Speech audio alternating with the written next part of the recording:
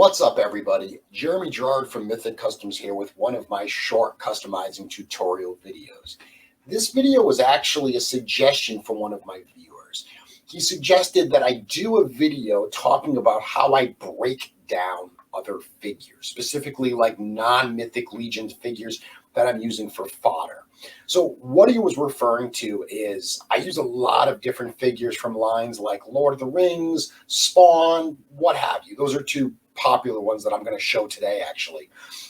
And I've done videos on this, like how to break apart a Lord of the Rings figure, but it was a while ago, and I didn't really delve into, I just talked about how to pull it apart. So thinking about how to really find parts, how to identify which parts are usable, and then how to remove them, I thought that made a lot of sense to do for a video. Because the reality is, one of the great ways that you can really make your custom figures look unique is by integrating pieces from these older other toy lines.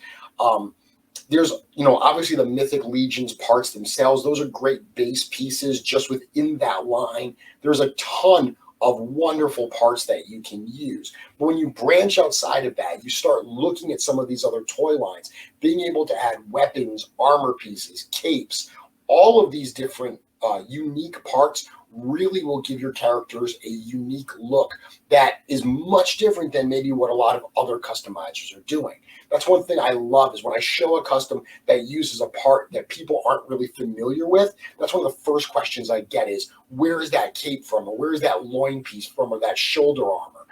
That is really cool because it shows something new and unique. You can also get some of these fodder figures very, very cheaply.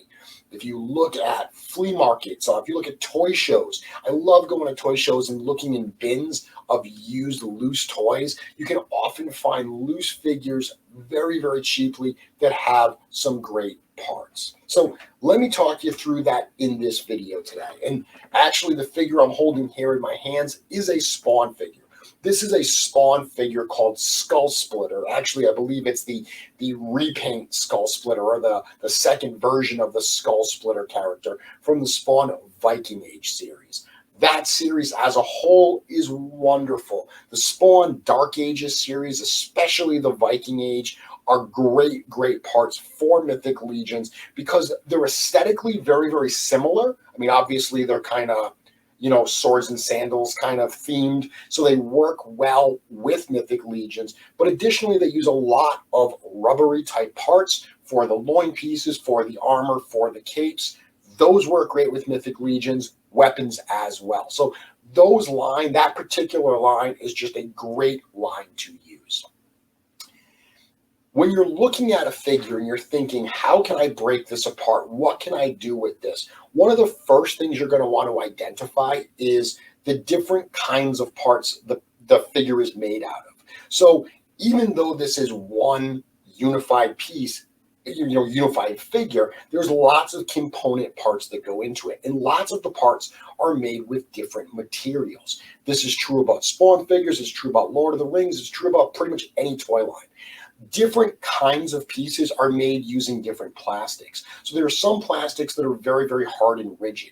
Those are great for weapons, for instance, because if you use a softer plastic for the weapons, which unfortunately a lot of those, like old Lord of the Rings figures, a lot of the swords were made with the soft plastic, which is why they warped and just looked horrible. If you look at Mythic Legions, the swords tend to be really nice and straight. They hold their shape because they are made with a more rigid plastic. Now, again, to Mythic Legions, if you look at, say, like the loin pieces are made with a more rubbery type material, or at least a softer, more pliable plastic.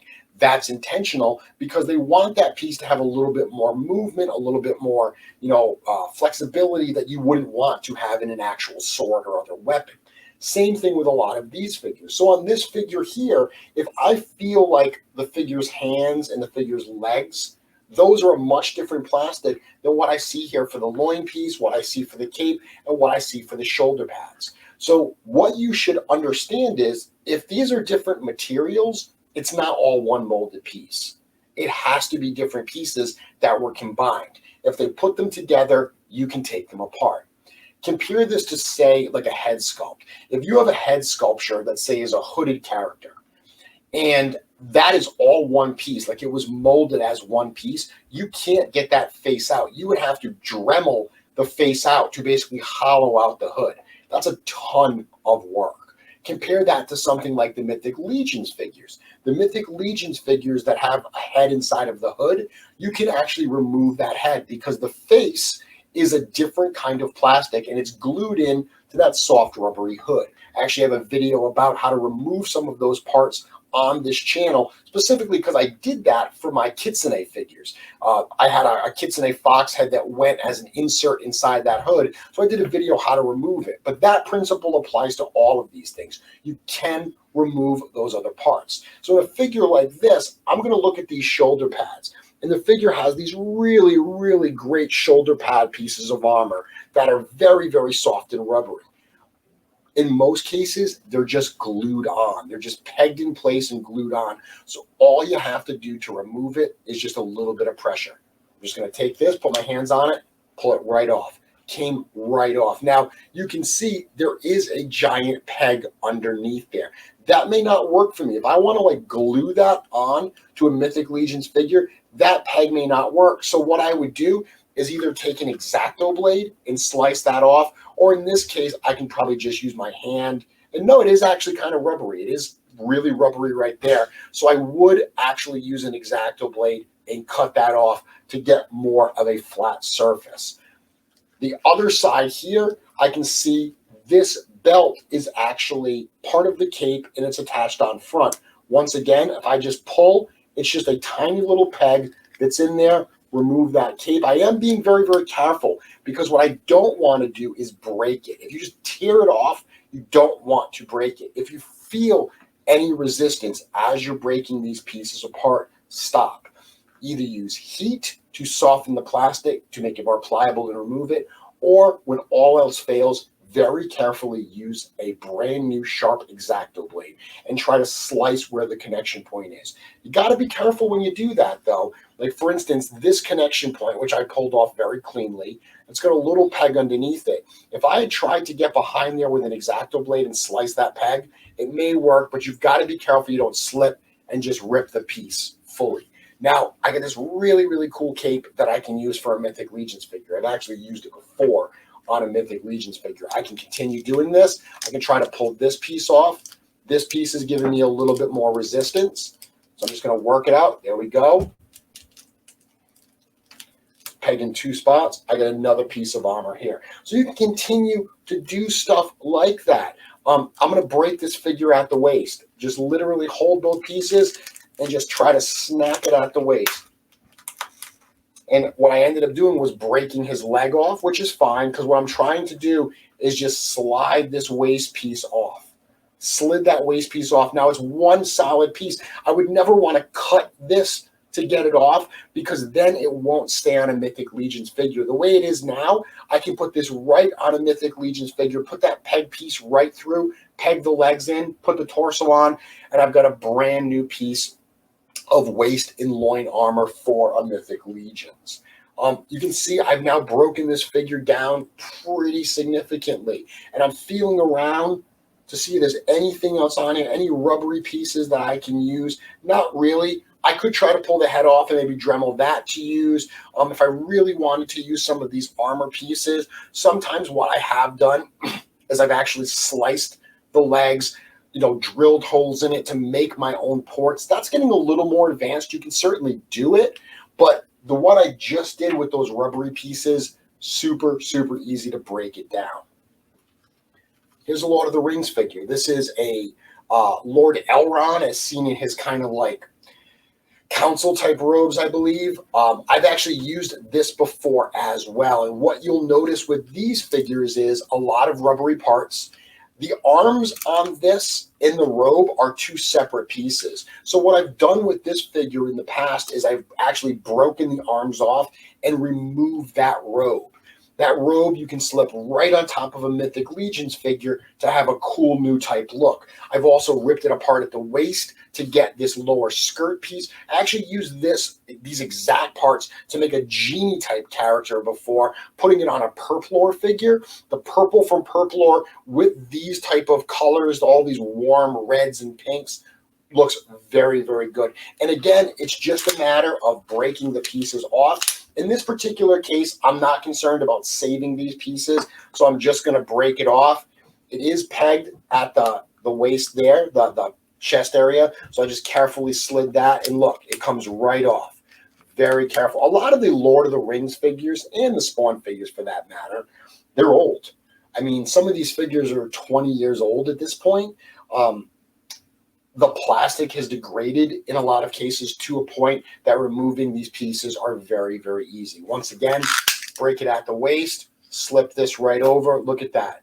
It's like tailor-made to use with Mythic Legions. It's got the hole in there. So right there with just those little breaks, I've got this new set of robes that I can use on a Mythic Legions figure. Slips right on top. Looks really, really good. The last one I have here is a Faramere figure, which you can see has already started to be customized. I've already ripped the legs off. But you can see on this figure as well, this figure's got this nice rubbery cape. What I would do to get that off is I'd probably rip the head. So let me try to get that head off here. Pop the head off to give me some clearance. And then this one, it's got a little rubbery type piece here. Just unstick it, slips right off. And now I've got this new cape, this rubbery type cape that I can use with Mythic Legions. Mythic Legions tend to have soft goods capes, but if you really like the plastic ones, these work as well.